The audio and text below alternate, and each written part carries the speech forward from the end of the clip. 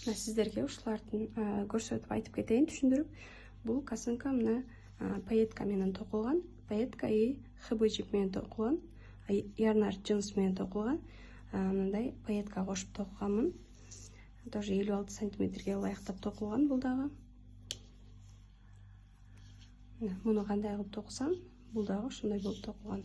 Просто мен буга пайетка кошуп токуганмын. Пайетка кошуп токусаңыздар ушундай болуп чыгат.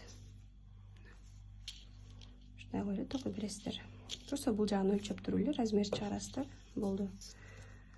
Так, андан кийин бул пайетканын өзүнөн токулган. Эч кандай жип кошулбай, мындай пайетканын өзүнөн токулган. Тоже жакшы чыгат экен ушул дагы. Чекелерин мындай гүл кылбадым.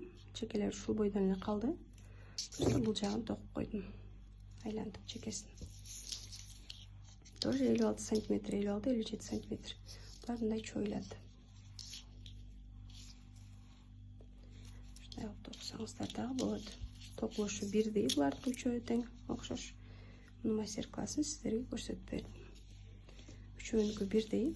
Просто буга пайетка менен жип кошулган, а бул пайетканын өзү менен токулган.